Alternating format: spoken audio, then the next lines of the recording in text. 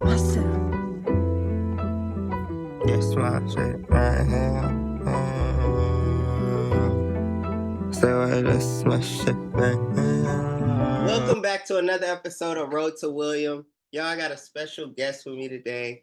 I have one of the best drag performers and burlesque performers in the world, and she goes by the name of Avery. Say what's up, Avery.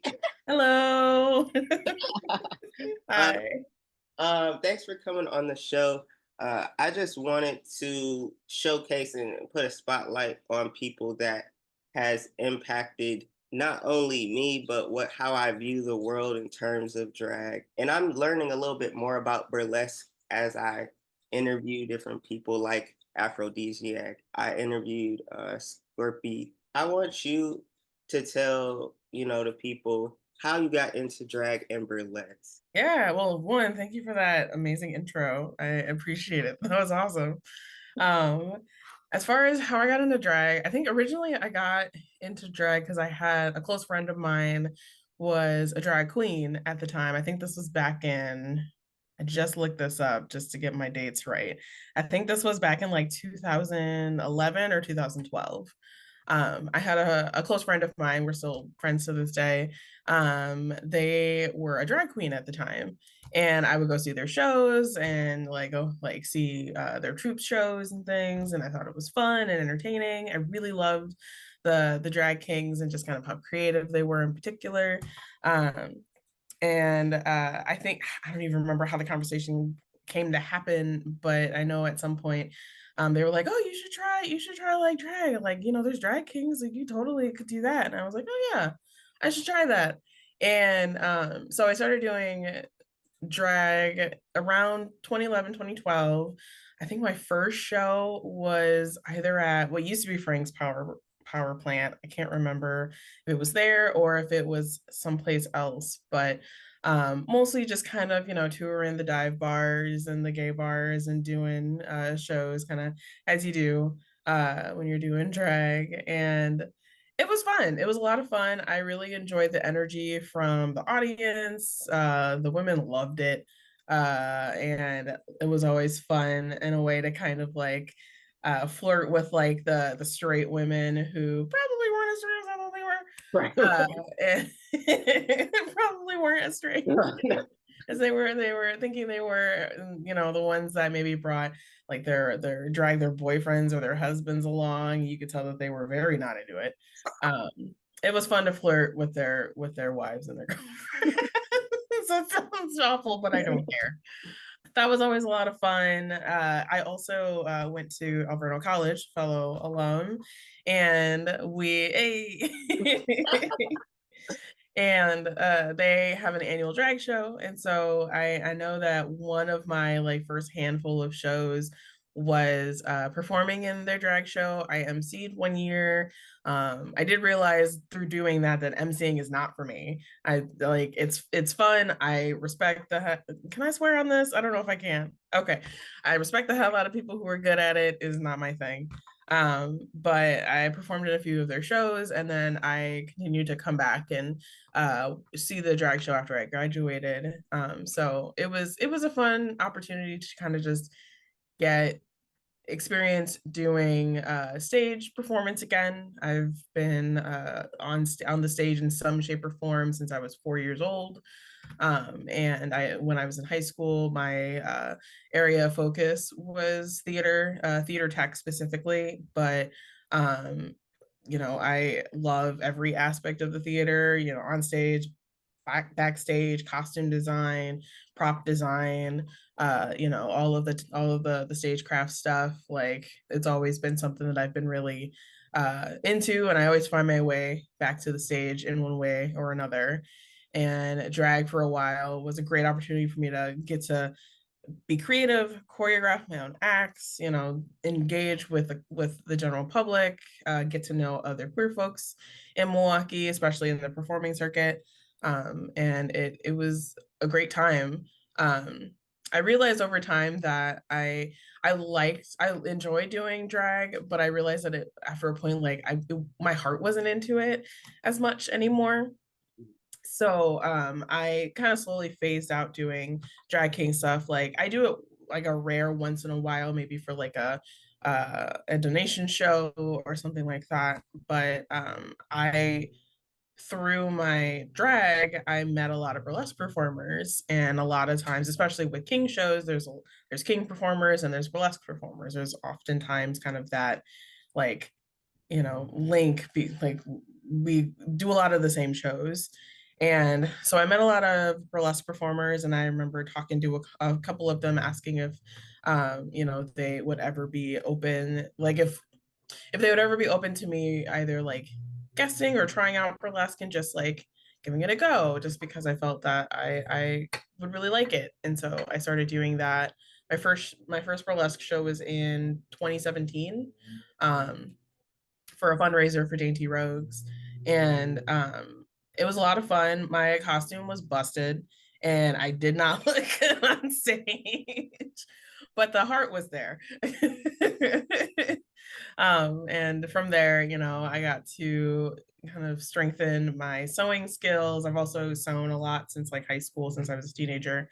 I got to strengthen my costume construction skills and build on what I learned in high school and in college. I got to learn how to choreograph my own acts, which was fun. And I got to further utilize my dance knowledge. I have a history of dance too. Um, and just like it's an awesome way for me to combine all of my interests into one like final product that then I can, present to people and people give me money. And that's great. And it's just a fun time to just both with drag and with burlesque just uh, do fun things, come up with creative ideas, try something new, and just see how the audience receives it. Because I've only done drag. What is the difference between being a drag performer versus being a burlesque? I will say, besides the obvious things, the biggest difference I've noticed is just like show prep. Side note, hopefully there's not a lot of like noise on my video. Okay, cool. They're mowing outside and it's loud as hell. But the biggest things I've noticed is show prep. So like with a lot of drag shows, a lot of times, people are submitting their music day of, a few hours before the show. There's not as much choreo. I won't say there's none because I know a lot of drag performers that do work choreo into their acts. But I have noticed also that there's a lot of improv, and the improv is great, and that's how I learned how to do this type of work. But I have learned that with burlesque, trying to do everything improv in my act, one is just a lot on just the day of me just like getting stressed out and not knowing what I'm doing, how I'm removing clothing, how like where I'm moving on stage. It's easier to do that with drag because I'm not worrying about usually taking off items of clothing or maybe doing floor work potentially. Like there's a lot of overlap there. That's a big one that I've noticed is different. Um, and I would say, I think also just like demographics, which is changing, thankfully, with drag. A lot of people still see drag as when they say drag or someone says drag, they imagine like a cis gay man who's dressed up as a woman. And that's still the like, at least in my experience, for a lot of folks, especially a lot of like straight society, that's still their like image when they imagine like a drag performer. And thankfully that's changing with drag kings becoming more popular, other types of drag royalty that don't ascribe to king or queen becoming more well known and more popular.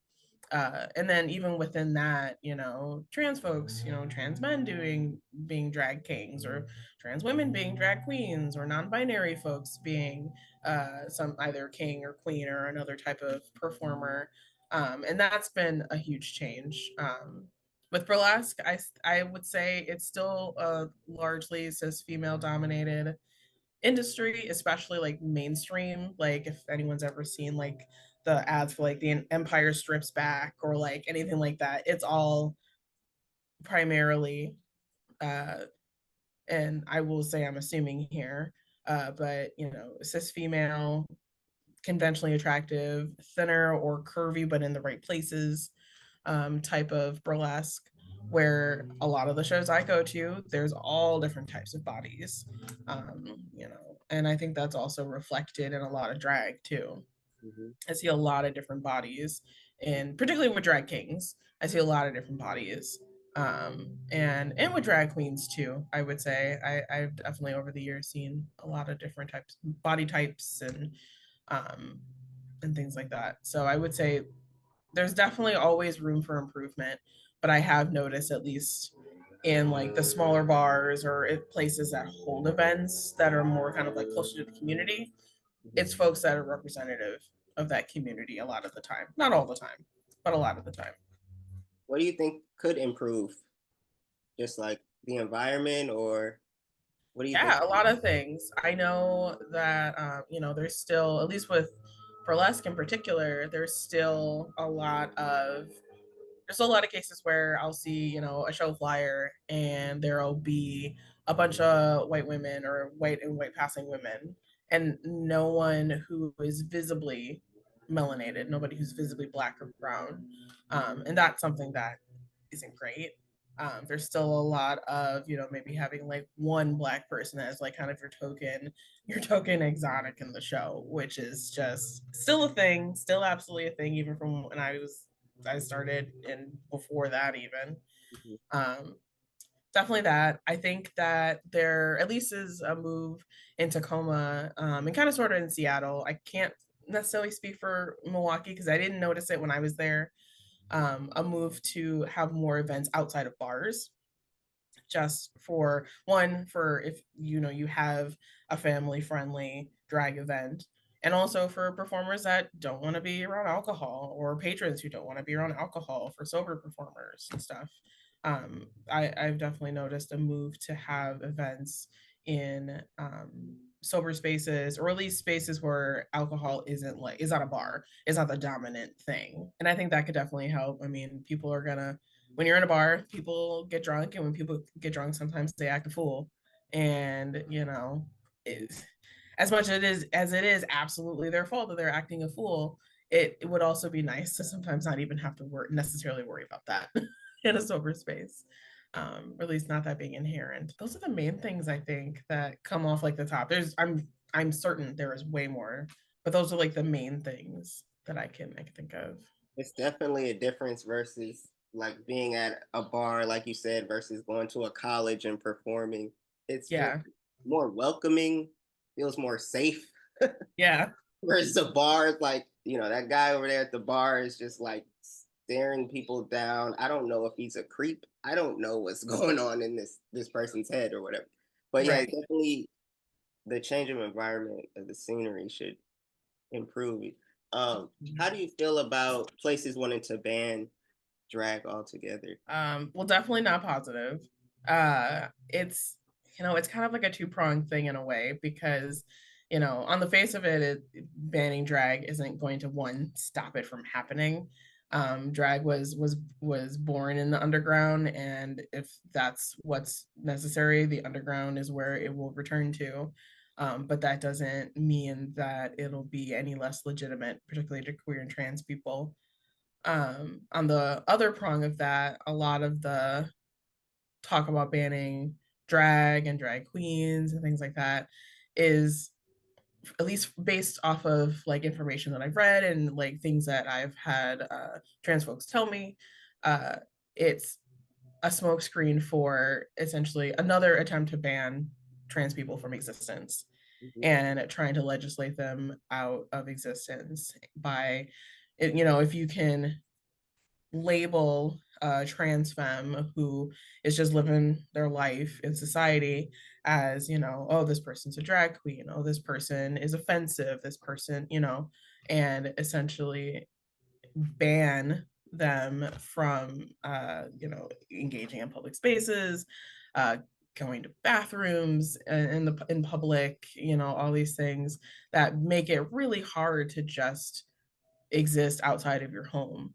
Mhm. And a lot of these bands, like the language of the bands, and even just the context of the politicians that are trying to push for them, a lot of these politicians have a history of anti-gay, anti-trans, support for legislation that is harmful to us, and just this is just another logical step in their bigotry. And I urge people to look at bands like this below the surface, not just necessarily taking them for face value and just focusing on drag. While that is part of it, there's a reason why drag exists, and it came from trans and queer people, black and brown people. And it's not just drag, and it's not going to stop at just drag. It's going to stop at any performance of gender that doesn't fit within like these cis hetero standards. And that's going to include just regular ass people just living their life walking down the street. Today's society, I feel, is more like where queer people are more visible, but now the more visible queer people become, I feel like people get more upset about it, be more accepted in today's society. What do we have to do in our own community to make sure we're safe and make sure we're heard without Yeah. being afraid of the backlash or the violence that could come our way for speaking out? Part of me thinks that, there definitely is reason to be scared and reason to be anxious. And I think one thing that helps is just validating that in each other. And just realizing, like, obviously that doesn't excuse negative behavior, but it has been, and it's increasingly becoming more and more, just like, for me at least, more and more worrisome and just scary to just exist as a black lesbian, and just in a lesbian relationship with a woman. And I guess in terms of like what we would need to do, I think just listening to each other and validating each other's concerns and fears, validating each other's hopes and joys, and getting involved in some capacity. In like, one thing that I like to tell people is that there's tons of roles in the revolution. It just depends on where, like, what your strengths are.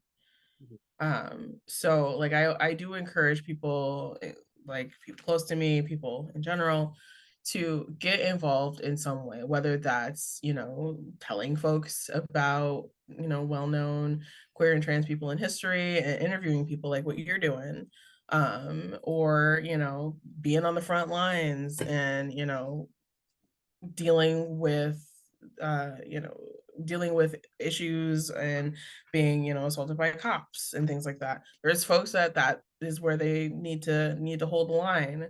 It can involve cooking meals for people at encampments. It can involve learning how to write grants, maybe even. It can look like lots of different things, and everybody's got strengths, and everyone just needs to figure out what how they can use their strengths to either better their community, whatever that looks like, um, and just connect with other queer and trans folks that are either in need or in want, or just want someone to talk to. I think that that's helpful. As far as like protecting ourselves against threats or bigotry, I think a lot of that will come from that community building, because we'll look out for each other.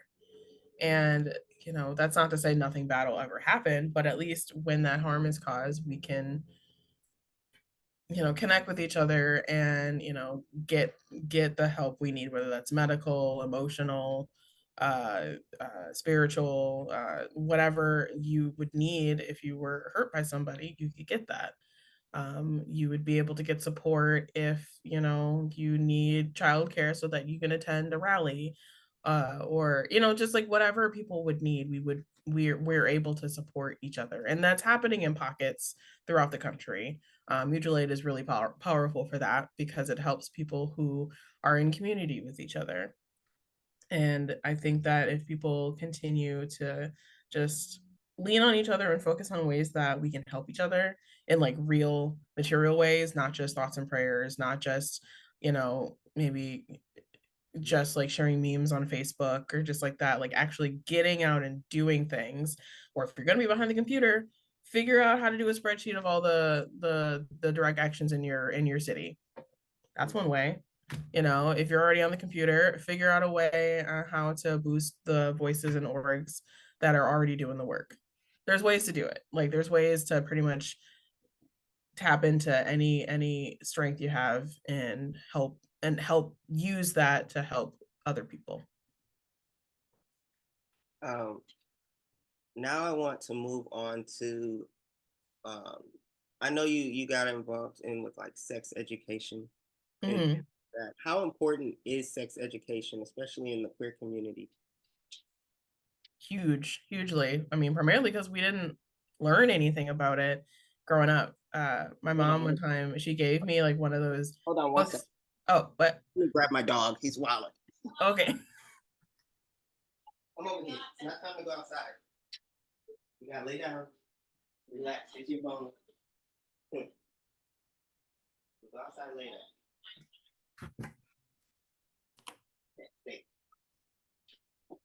Okay, sorry about that. No worries. Um, it's hugely important, just primarily because we're not taught these things in school. Like we're not even taught about heterosexual cisgender sex, really. At least I wasn't. Not really. My mom gave me a book that like right around the time I got my first period. She gave me this book that talked about like growing up and stuff, and your changing body and mind and things. And the section on sexual orientation. So there was a little section. It wasn't that big. It had about two paragraphs talking about heterosexuality. It had one small paragraph talking about homosexuality, and it had one sentence describing bisexuality. That's it. That was all that was in there. And any other talk about sex was strictly talking about sex between a boy and a girl or a man and a woman, and specifically man and a woman because they probably weren't advocating premarital sex at any point. But and it was, I mean, it was informational, but for only one type of thing, and that's more than a lot of what my friends got. Uh, when it came to figuring out how to have sex with another cis woman, like before I got into like sex ed and everything, and I was just trying to figure it out as a young person, I was just like, okay, well, I know that there's no like penis involved, but like I know what I like, but is that what she's gonna like? And is it gonna like you don't really have a guideline or a like a blueprint. And if there were, and there definitely were books out, but they were always in spaces that I couldn't get to without like asking my mom for a ride because I didn't drive till I was 19. And like, or asking her for a ride or taking the bus or like having to talk to somebody at the front of the bookstore, whatever. Like it was just not accessible. And I think that even though I specifically only teach adults, I truly believe that this education, this information needs to be available to young people.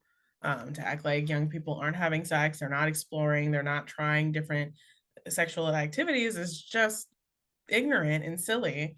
And I can't even say it's ignorant because you're choosing to not take that information, but it's just sticking your head in the sand and it's not helpful to anybody. Least of all the kids that are having the sexual explorations.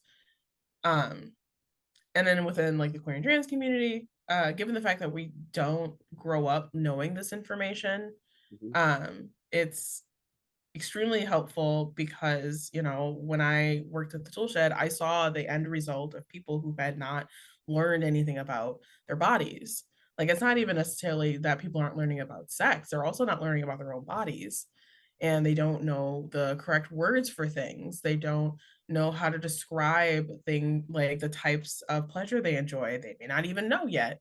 And I would see that and I would talk with people, and the fact that, I had folks who would ask for a toy that they wanted to use down there. Now, that can mean a lot of things. Like, are you talking about your clitoris? Are you talking about your vagina? Are you talking about your anus? Are you talking about, like, what are you talking about? But, the lack of information plus shame, like, people just don't like to just say the words or they don't even learn them. And it's frustrating and it's difficult for everybody involved, including, especially the person who's trying to just get a sex toy or learn a little bit more about their bodies.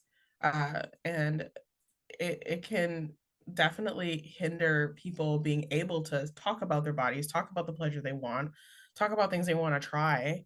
And that's, definitely not helpful and definitely not conducive to having a healthier and a happier sex life. Um, yeah.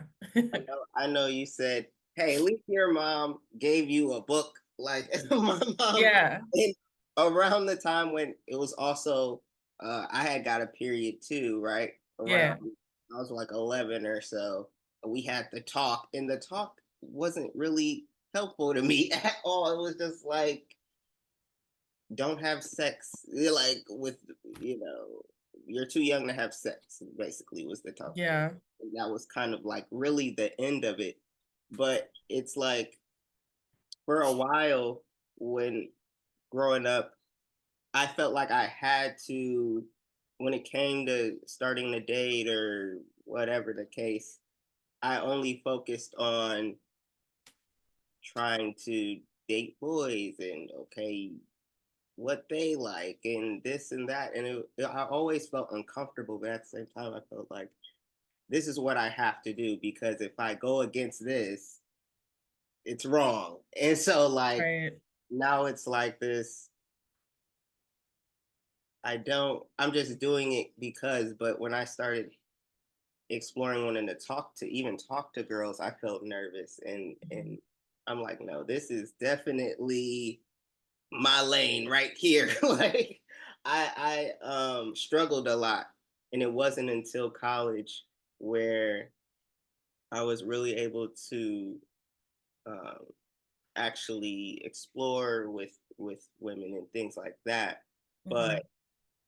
even then you're still learning like okay, I've never done this before. Like what am I what the am I doing? Like Yeah. but you learn as you go and but yes, I definitely think it's important to even as a young kid to start learning about your body, your what you want, what you don't want, make them feel comfortable and just have a space for them to feel comfortable to talk to you about. I think that was another thing like cuz I grew up in a heavily Christian household like and that's just not even a thought to talk about same sex anything or Right. anything outside of what we know is wrong. And when my mom started to, suspect some things, like I just felt terrified. Yeah. And so I always felt like I couldn't really talk to her about it. And when I was living with my dad at one point in my life, it was the same thing. Like he didn't grow up in the church, so it was different, but he also wasn't a talker. It didn't feel like I couldn't talk to him about stuff. It was like Right. education. Make sure your work is done. Like, okay, you want to work? Okay, yep. All right, yeah. Like it was so I never really had the space to talk to anyone. And so I think it's really important to do that, especially now that I'm thinking about wanting to be a parent down the line. I'm terrified. I'm like, how do I not do what they did? Like, did they love me? Sure, but how do I not make the same mistakes that they did as a Right. parent? But I'm glad that you talked about that. Even with, I know Planned Parenthood was getting a lot of backlash, and they wanted to shut them down because they were providing um, care for queer people as well. When you were working in, was it Toolshed? Yeah. Yep. When you were working there, what were some things that you learned about yourself and other people and going into that educational route? A lot. So I worked there for just over 5 years. And I learned a ton. I went into the job. I had already worked at a sex toy shop on the far north side of Milwaukee, and I worked there for about a year. That would have been probably like I think like 4 or 5 years prior to that. Very different vibe, very different type of store. It was more kind of like the typical like Lion's Den, like off the interstate type stores. So that store was more like that. So I got that experience, and then I started working at Tool Shed, and so I went into the job at the tool shed with a little bit of information. We didn't get a lot of customers, so I spent a lot of time just reading the books that we sold. So I learned some information through those books. Um, and so I went in with a little bit of info about just like different types of play, a little information about kink and BDSM, stuff like that. And also like with my own experience in kink and BDSM, just on a personal, like in my own personal life, I had probably like I think by that point I had had maybe like a little under a decade of experience in the Milwaukee and like nearby like surrounding kink communities. um but so I went in with that information, but I learned so much just about toys in general, like how they're constructed, how the sex toy industry is thankfully starting to evolve with the times and come up with more body safe products using more non-porous products, phasing out excuse me, phasing out phthalates, which is like a softening chemical for plastic, that's used in a lot of like really cheap or older sex toys, and just making all around better sex toys for the body. I learned a ton about gender expression products. I really didn't know anything about gender expression products prior to working at the tool shed, and since they sell a pretty sizable amount of items, and we acquired more items to sell over the time that I was there, I got to learn about sizing for like binders and breast forms, and gaffs and things. I got to learn about just like what these items are, how they work, how to explain them to customers who were then new to those products, and just kind of showing them what they were and how they worked. And also just like getting some more insight into just how fucking expensive it is to be a trans person in the world today or in general.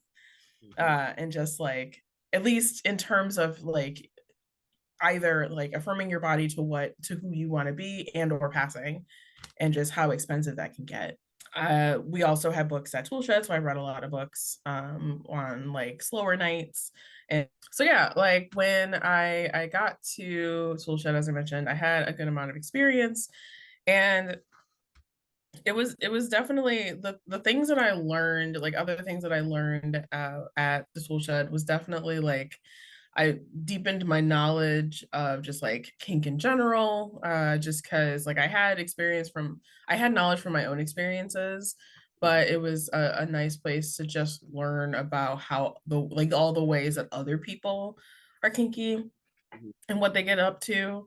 I learned a ton about just different types of people who, particularly like polyamory, ethical non-monogamy. I learned a lot about that, different types of relationship structures, and just different types of people. Uh, it helped that like my manager was very open to feedback, comments and criticisms about things at the shop. Um, like there were things that we carried at one point that we stopped carrying because the creator or the company or the person would just it came up they were a problematic person or a toxic person, so we would talk about it as a team, and then we would decide not to carry a product anymore. Like he was very open to feedback and changing course for things if it meant supporting the community that patronized the store. What are your goals in life that you want to do with drag and burlesque, and also outside? What do you want to manifest out here, put to the world? For burlesque, I definitely want to actually like get back into performing more. I took a hiatus when I moved out to Seattle just to kind of give myself time to get acquainted with the city. And I performed a little bit there. And when I moved to Tacoma, I've done a couple of shows out here, but I really want to get back into performing regularly. There's a Tacoma, as far as like drag and burlesque, is not as big as in Seattle. I mean, Seattle's a large city, there's lots of people there. Um, but there's like a smaller community that's starting, and I want to continue to be part of that growth in Tacoma. So I definitely want to do that. I would love to do some traveling. I don't love flying, but I am considering, applying to maybe some shows in, Missouri, or applying to a show in, I don't know, New York, maybe, or like in traveling to perform in the show. Considering doing that. Yeah, just trying to like get out and just perform more. Also just trying to incorporate more of my dance into my performances. A fun fact about me is I took tap dance for about 6 years, Nice. and I really, really liked it. And I haven't done it in ages, but a lady I follow incorporates tap dancing into some of her acts, her burlesque acts, and I was just like, "That's so cool." And it kind of inspired me to try my own hand at it and just get back into learning tap, and hopefully potentially incorporate some of that into my acts. Yeah, like mainly those things. As far as just like other things, I really want to teach more sex ed to adults. I definitely want to continue doing that. Um, I am connected with the Pan Eros Foundation, or Pan Eros. I can't remember if it's a foundation or association, but Pan Eros in Seattle, and through them, I teach classes on a wide range of subjects related to kink and sex and bodies. And I'm thankful for that opportunity. I want to grow that and do that more. Just, maybe even someday have that be my main job. That would be rad. But I definitely want to keep doing that because it's something that I'm genuinely passionate about. It's something that I love talking to people about. I'm good at it. And I want to keep getting more information education out there, because there's not enough of it, and a lot of it is just not accurate. And I want to help fix that. And I always like to leave off with the guests giving our people some good advice. What is some advice you can give to people who want to go out and live their dreams, but they're nervous?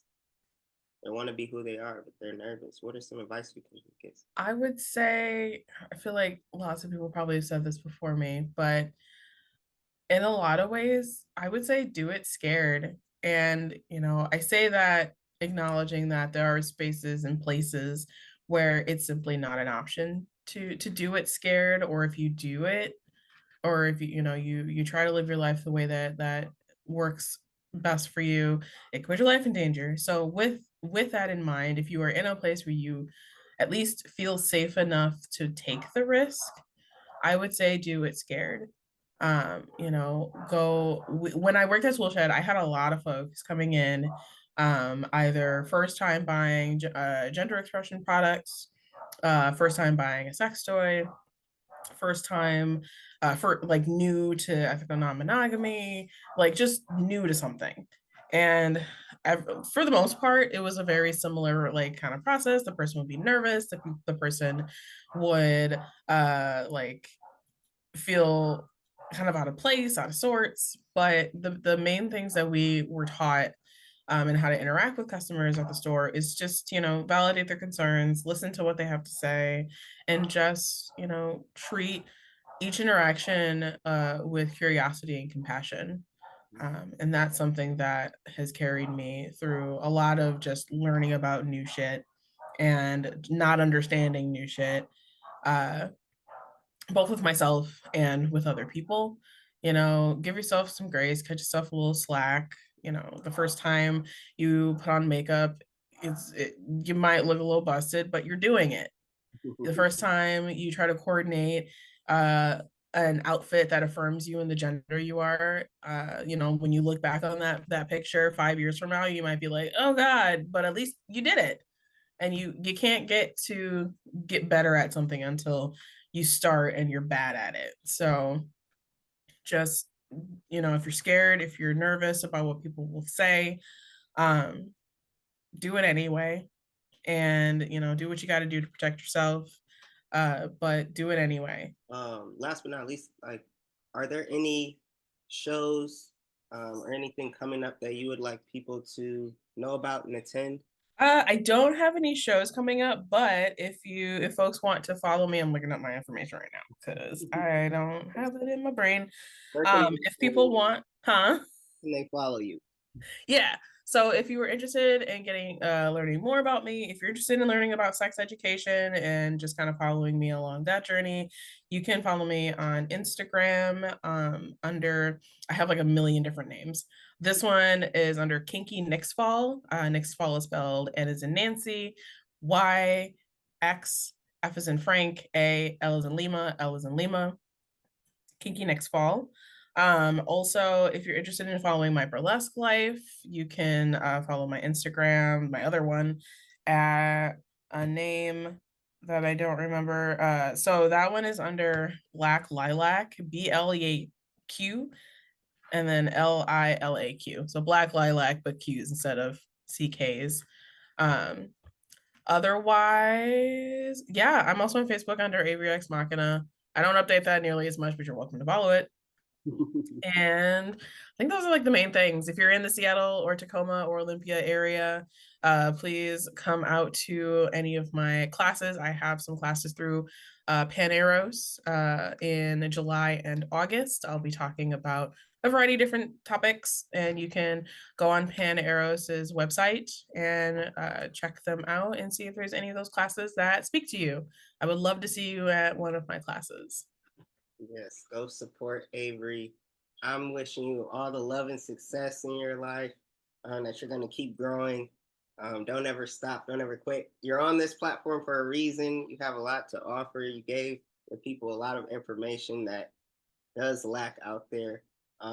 But you are loved and wanted over here. We love you. Oh, thanks. Likewise. We definitely got to have you come back, educate these folks and myself as well.